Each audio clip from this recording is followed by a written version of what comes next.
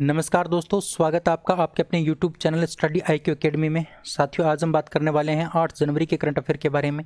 Video हमेशा की तरह बड़ा इंटरेस्टिंग, शानदार, ज़बरदस्त होगा। बस आपको अंत तक बने रहना है। अगर आप चैनल पर पहली बार जुड़े तो चैनल को आप सब्सक्राइब करेंगे, बेल आइकन को प्रेस करेंगे, जिससे कि आपको वीडियो का नोटिफिकेशन मिलता रहे। इस क्लास का PDF प्राप्त करने के लिए आप टेलीग्राम चैनल को ज्वाइन करेंगे। टेलीग्राम चैनल का जो लिंक है वो वीडियो के डिस्क्रिप्शन में दिया गया है, वहाँ से आप ज्वाइन कर लीजिए और इस क्लास का PDF प्राप्त कर लीजिए। चलिए क्लास को स्टार्ट करते हैं और बात करते हैं आज के इस वीडियो में जो इंपॉर्टेंट करंट अफेयर है वो हम आपके सामने पेश करूंगा। चलिए शुरू करते हैं। सबसे पहले डिस्कस करेंगे जो कल मैंने आपसे क्वेश्चन पूछा था उसके बारे में। 7 जनवरी को जो क्वेश्चन पूछा था उसका आंसर बहुत सारे दोस्तों ने सही दिया था। तो मैंने आपको पूछा था कि वहाना मास्टर क्लास नाम की जो पुस्तक है वो हिंदू पौराणिक कथाओं और संस्कृति पर आधारित पुस्तक है जो खास तौर से बच्चों के लिए तैयार की गई है। तो इसके लेखक कौन है? तो इसके लेखक हैं अल्फ्रेडो कोविली। अल्फ्रेडो कोविली, इसका ऑप्शन नंबर क्या होगा? 1 बिल्कुल करेक्ट होगा। बहुत सारे दोस्तों ने इसका सही आंसर दिया था। चलिए, पहला क्वेश्चन है कि निम्न में से किसे नया deputy chief of army staff यानी DCOAS नियुक्त किया है? Deputy chief of army staff, deputy chief of army staff किसे नियुक्त किया है? तो उनका नाम है साथियों lieutenant general Shantanu Dayal. Lieutenant general Shantanu Dayal को नया deputy chief of army staff नियुक्त किया है। ठीक है, ऑप्शन नंबर आपका डी बिल्कुल करेक्ट होगा। देखिए, इंडियन आर्मी की बात करते हैं। इंडियन आर्मी की स्थापना 1 अप्रैल 1895 को की गई थी, 1895 को की गई थी। इसका मुख्यालय नई दिल्ली के अंदर है। इसके चीफ का नाम है मनोज मुकुंद नरवाणे और इन्होंने हाल ही में 4 देशों का दौरा किया है।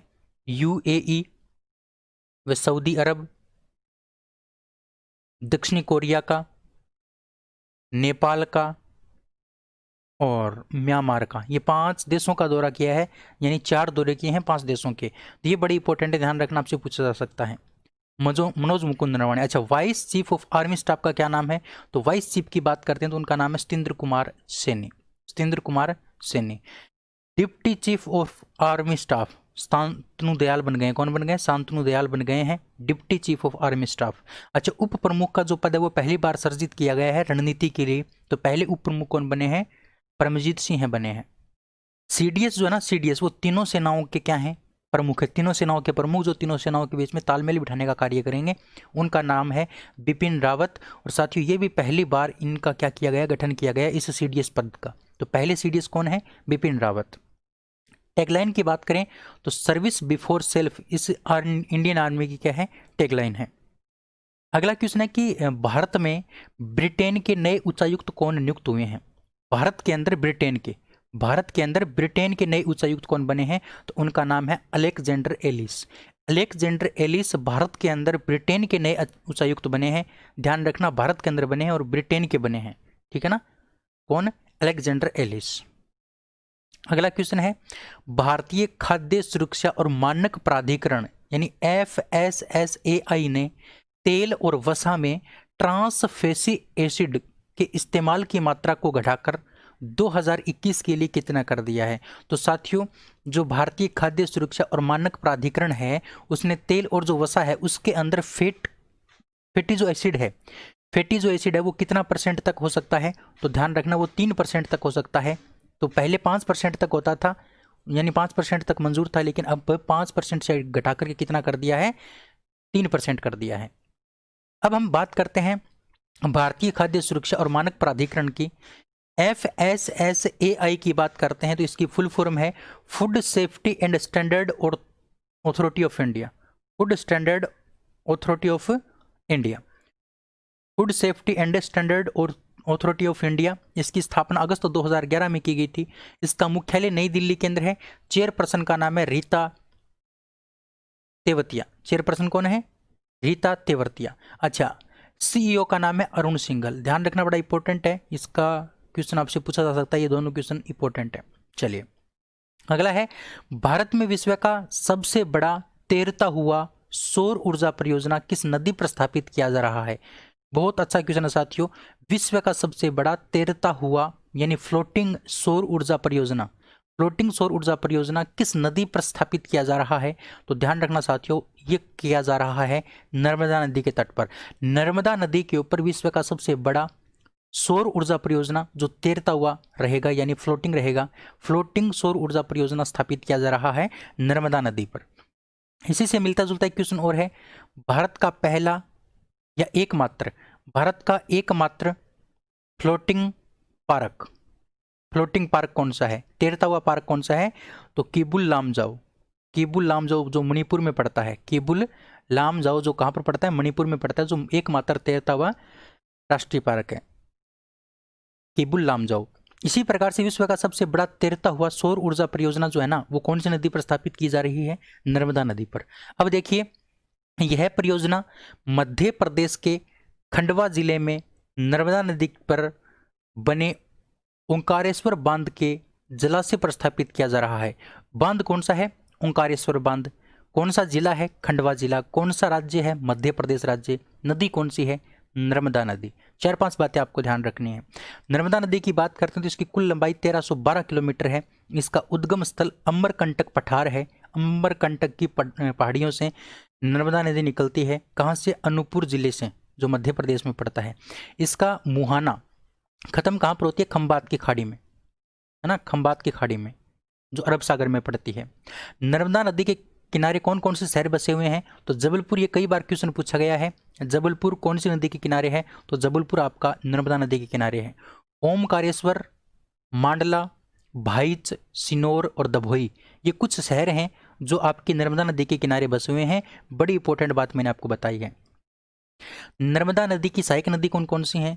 कोलार नदी, हिरन नदी, तवा नदी, शक्कर नदी, ये क्या है? इसकी सहायक नदियां हैं नर्मदा नदी की। ध्यान रखोगे आप अच्छे से। अगला क्वेश्चन है कि केंद्रीय खेल मंत्री किरेन रिजिजू ने हाल ही में किस शहर में असम राइफल पब्लिक स्कूल का खेलो इंडिया स्पोर्ट्स स्कूल के रूप में शुभारंभ किया है? जो असम राइफल पब्लिक स्कूल था उसको खेलो इंडिया स्पोर्ट्स स्कूल के रूप में शुभारंभ किया है केंद्रीय खेल मंत्री किरेन रिजिजू ने। तो ये कहाँ पर पड़ता है?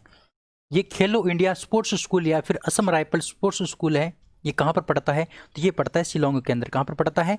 शिलोंग के अंदर पड़ता है। ऑप्शन नंबर डी आपका बिल्कुल करेक्ट होगा। देखिए, किरेन रिजिजू ने जो शिलोंग के अंदर जो असम राइफल पब्लिक स्कूल था उसका किसके रूप में शुभारंभ किया है? खेलो इंडिया स्पोर्ट्स स्कूल के रूप में शुभारंभ किया है। देखिए, असम राइफल की बात करते हैं। असम राइफल की स्थापना 1835 में की गई थी। इंडियन आर्मी से भी पहले इसकी स्थापना की गई थी। इसका मुख्यालय शिलोंग में है।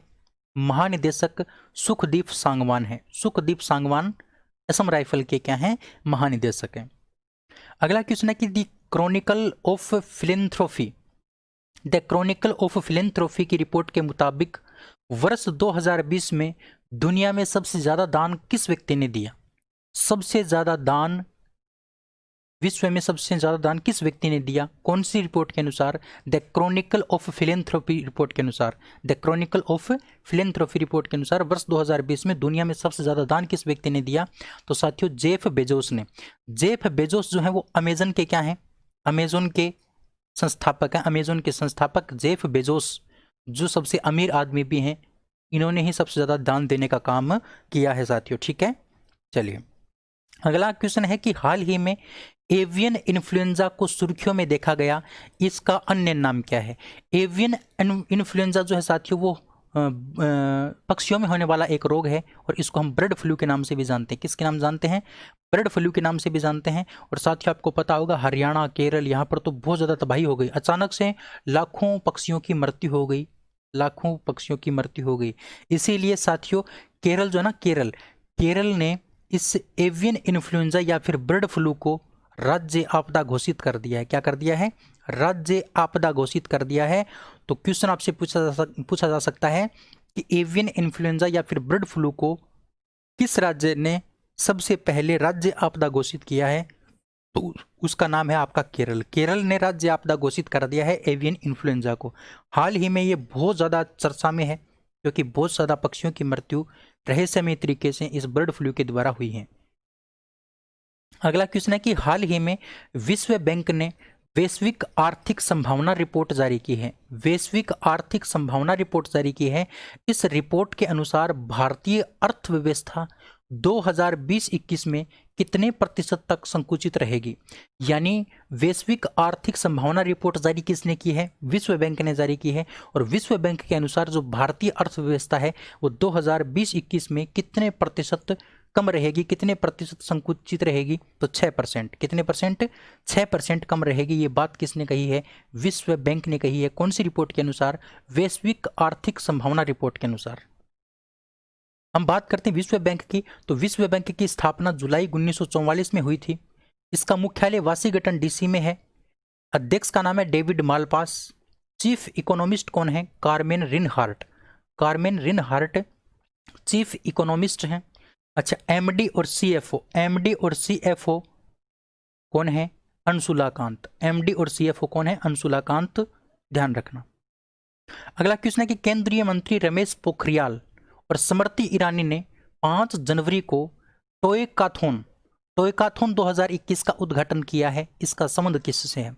देखिए, सबसे पहले मैं आपको बता दूं, ये जो टोयकाथॉन है, इससे टॉय का मतलब क्या होता है? टॉय का मतलब खिलौना। तो ये खिलौनों से संबंधित एक अभियान है टोयकाथॉन। ठीक है, इसका आयोजन कब किया गया था? 5 जनवरी को किया गया था। अच्छा, हाल ही में आपको पता है साइक्लोथॉन को साइक्लोथॉन का भी क्या किया गया था? उद्घाटन किया गया था। साइक्लोथॉन फिट रहने से संबंधित है, फिट रहने से संबंधित है ना। उसी प्रकार से खिलौनों को बढ़ावा देने के लिए, खिलौनों के इस्तेमाल को बढ़ावा देने के लिए रमेश पोखरियाल और स्मृति ईरानी ने 5 जनवरी को टोयकाथॉन का क्या किया? उद्घाटन किया। अच्छा, रमेश पोखरियाल के पास में कौन सा मंत्रालय है? आपसे पूछा जा सकता है। रमेश पोखरियाल के पास में जो मंत्रालय है साथियों, उसका नाम है शिक्षा मंत्रालय। उच्च शिक्षा मंत्री कौन है? रमेश पोखरियाल। केंद्रीय उच्च शिक्षा मंत्री, केंद्रीय उच्च शिक्षा मंत्री कौन है? रमेश पोखरियाल। स्मृति ईरानी के पास में कपड़ा मंत्रालय है, ये कपड़ा मंत्री है। क्या है? कपड़ा मंत्री, स्मृति ईरानी। चलिए आगे बढ़ते हैं नेक्स्ट क्वेश्चन की तरफ। क्वेश्चन है कि हाल ही में ब्रिटेन में टैम्पॉन्स टैक्स खत्म कर दिया है। टैम्पॉन्स टैक्स खत्म कर दिया है। यह किन उत्पादों पर लगाया जाने वाला टैक्स है? टैम्पॉन्स जो टैक्स है साथियों, वो ब्रिटेन में लगता था। कौन से उत्पादों पर लगता था जिनको हाल ही में खत्म कर दिया गया है? तो ये जो मासिक धर्म उत्पाद होते हैं उनके ऊपर लगता था, अब इसको क्या कर दिया गया है? खत्म कर दिया गया है। जो टैम्पॉन्स जो टैक्स है उसको खत्म कर दिया गया है।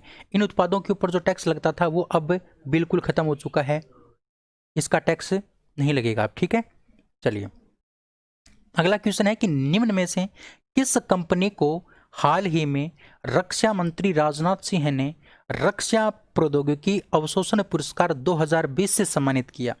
रक्षा प्रौद्योगिकी अवशोषण पुरस्कार 2020 से रक्षा मंत्री राजनाथ सिंह ने किस कंपनी को किया है?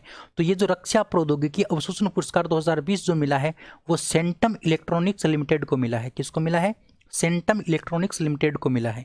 किसने दिया? राजनाथ सिंह ने दिया। कौन सा पुरस्कार दिया? रक्षा प्रौद्योगिकी अवशोषण पुरस्कार दिया। चलिए सेंटम टेक्नोलॉजी की अगर बात करते हैं, सेंटम इलेक्ट्रॉनिक्स या फिर टेक्नोलॉजी की जो स्थापना है वो 1994 में हुई थी, 1994 में। मुख्यालय इसका बेंगलुरु में है और बेंगलुरु के अंदर आपका इसरो का मुख्यालय भी है, विप्रो का मुख्यालय भी है, इन्फोसिस का मुख्यालय भी है बेंगलुरु के अंदर। बेंगलुरु को भारत की सिलिकॉन वैली कहा जाता है, ये भी आपको पता होना चाहिए। और इस सेंटम टेक्नोलॉजी के जो चेयरमैन और प्रबंध निदेशक हैं उनका नाम है अप्पा राव वी मल्लावराप्पू। अप्पा राव वी मल्लावराप्पू इसके क्या हैं? चेयरमैन और प्रबंध निदेशक हैं। तो साथियों उम्मीद कर सकता हूं क्वेश्चन आपको समझ में आए होंगे। आज मैंने आपको 11 क्वेश्चन करवाए, बड़े इंपॉर्टेंट क्वेश्चन करवाए हैं, हर प्रकार के एग्जाम की दृष्टि से इंपॉर्टेंट है। अच्छे से देखा करो, दमदार तरीके से मैं आपको पढ़ाने की कोशिश करता हूं। अब चलते चलते मैं आपसे पूछता हूं आज का क्वेश्चन। आज का क्वेश्चन ऑफ द डे है कि हाल ही में किस देश की सरकार ने अपने राष्ट्रगान के शब्दों में बदलाव किए हैं? राष्ट्रगान के शब्दों में बदलाव किस देश ने किए हैं ये आपको बताना है। इसका आंसर आपको कमेंट बॉक्स में कमेंट करके बताना है। ठीक है, इस क्लास का जो पीडीएफ है वो आपको मिलेगा टेलीग्राम चैनल पर, और टेलीग्राम चैनल का लिंक वीडियो के डिस्क्रिप्शन में है, वहां से टेलीग्राम को ज्वाइन कर लीजिए और इस क्लास का पीडीएफ प्राप्त कर लीजिए रोजाना। चलिए आज की इस वीडियो में इतना ही, अगले वीडियो में फिर मिलते हैं। अगर आपको वीडियो पसंद आया तो शेयर करेंगे, लाइक करेंगे, चैनल को सब्सक्राइब जरूर करेंगे। चलिए जय हिंद, जय Bharat, thank you, bye bye.